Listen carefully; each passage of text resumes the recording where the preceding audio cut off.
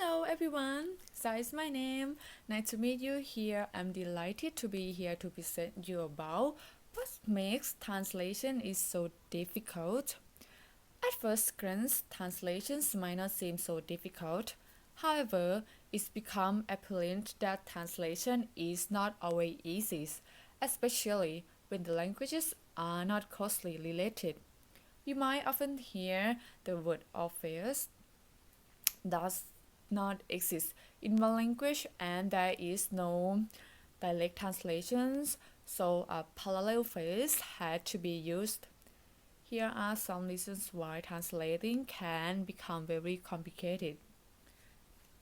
There are three reasons that make translation is so difficult. The first, polysemy. The second, cultural differences. And the last one, associative meanings. The first, polysemy. Polysemy is the consistent of many possible meanings for a word or phrase. This can pose difficulty in translation because a direct translation might not give an equivalent. For example, take the English word get, to get a bus. It means take, to get a guest. It means understand, and to get some food. It means buy. And another example is interest. I recommend this movie to anyone who has an interest in politics. It means an interest in something. The court decided that it was in the girl's best interest to remain with her grandparents. It means be in someone's interest to do something. This example shows one verb with many different meanings. In order to understand what the verb means, the context of the sentence or phrase must be understood. This is why translations from a machine can often produce awkward translations, as the machine lacks understanding of context. Machine translations are only good for giving the overall meaning or the main idea. The best translations are produced by humans. The second is cultural differences. Translations can also be difficult because of cultural differences. Words often reflect the culture and the society that use them.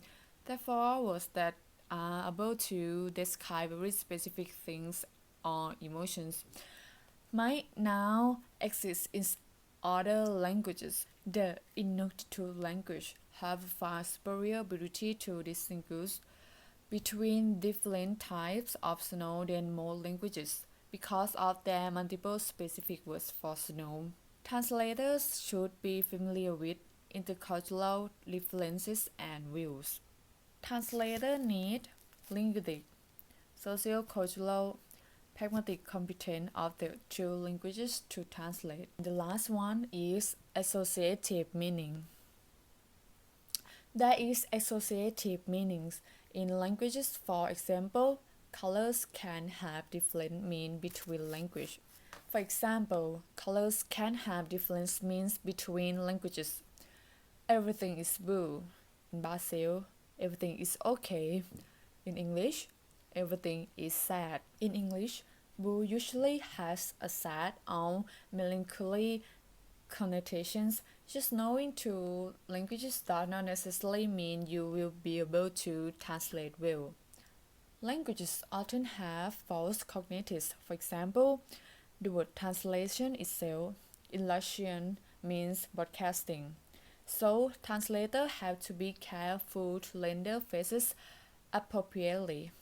Translators who translate into their target language have more natural knowledge of the various elements like proverbs, idioms, or metaphors or semantics, syntax, morphology, and others than those who translate into a second language.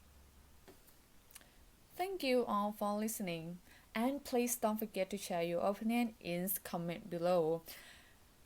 See you again and have a good time. Bye bye.